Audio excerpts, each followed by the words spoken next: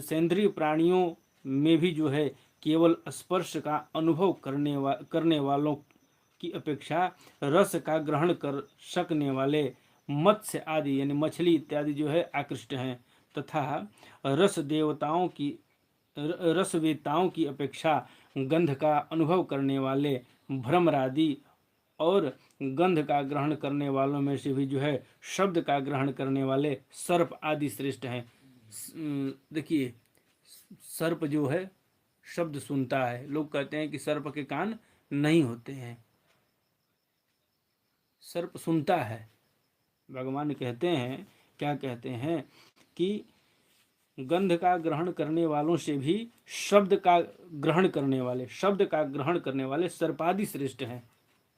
तो शब्द ग्रहण कौन करता है? जिसके पास कान होगा, नहीं होगा तो वो ग्रहण नहीं करेगा। इसलिए सर्प के पास कान होता है। उनसे भी रूप का अनुभव करने वाले काक आदि जो है उत्तम है, और उनकी अपेक्षाकृत जिनके ऊपर नीचे दोनों ओर दांत होते हैं वे जीव श्रेष्ठ होते हैं। उसमें भी बिना पैर वालों से बहुत से चरणों वाले श्रेष्ठ होते हैं, बहुत से चरणों वाले श्रेष्ठ होते हैं, तथा बहुत चरणों वालों में से जो है 4 चरण वाले और 4 चरण वालों में से 2 चरण वाला अत्यंत श्रेष्ठ होता है। देखिए, श्रेष्ठता धीरे धीरे कहाँ नीचे से क्रम से सीढ़ी ऊपर भगवान भेज रहे हैं, और यहाँ क्रम से सीढ़ी नीचे की तरफ आती है, तो भगवान नीचे से ऊपर चढ़ा रहे हैं। अब ततो वर्णाश्च चत्वार तेषां ब्राह्मण उत्तमः ब्राह्मणेषु विवेदज्ञो यार्थज्ञो अभ्यधिकस्ततः।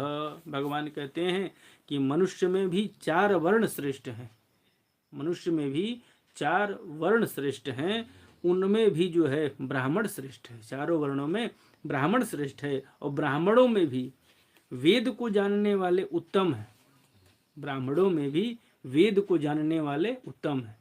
अब मेरे ख्याल से कथा सुनने वाले भी शायद पूजा पाठ कराते हों।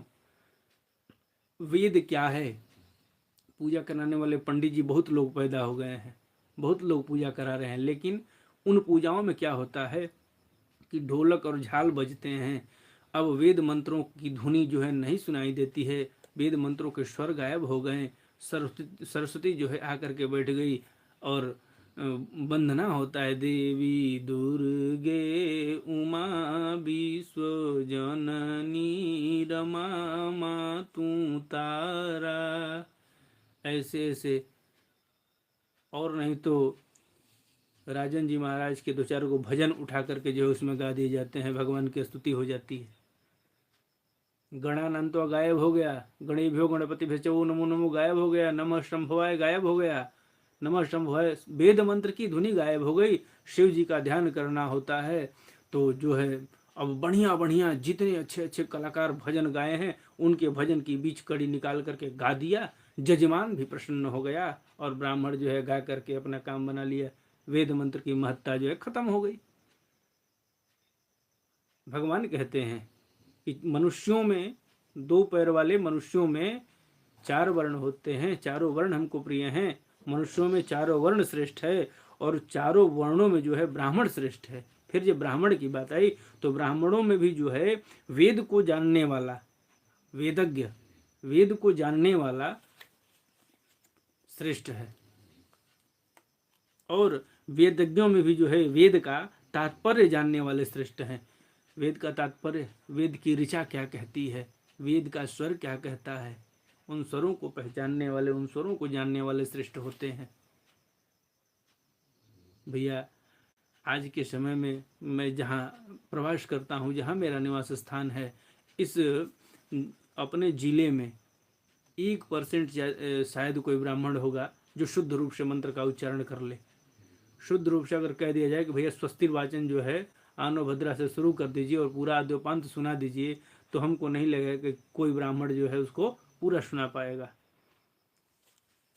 तो सबसे करबद्ध प्रार्थना है कि ब्राह्मण यदि जो सुन रहे हैं या फिर जो सुनेंगे, उन सबसे मेरा ये करबद्ध प्रार्थना यहाँ जोड़ करके निवेदन है कि यदि कोई ब्राह्मण आपके घर पूजन कराने आवे तो उस ब्राह्मण से जो है सबसे पहले अगर गाना बजाना वाला कार्यक्रम जैसे शुरू करे तो हाथ जोड़ के प्रणाम कर लीजिए, कुछ उल्टा नहीं बोलना है। क्यों?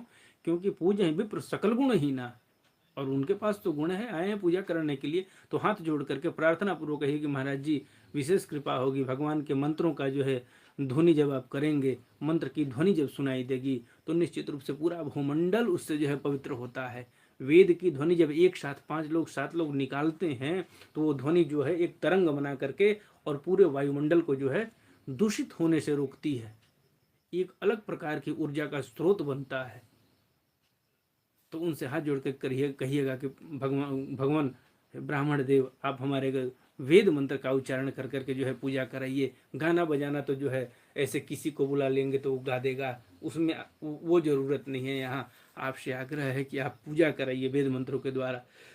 और अगर आपको गाने की इतनी इच्छा है तो पूजन संपन्न हो जाएगा तो आप उसके बाद जो है भजन करिएगा, हम लोग बैठ करके बड़ी आनंद से उसका आनंद लिया जाएगा और हम लोग भी गाएंगे आपके साथ में। लेकिन अभी ऐसा करिए कि मन जो है पूजन में लगे और वेद मंत्र का उच्चारण हमारे घर में हो, ऐसा आग्रह जरूर करिएगा।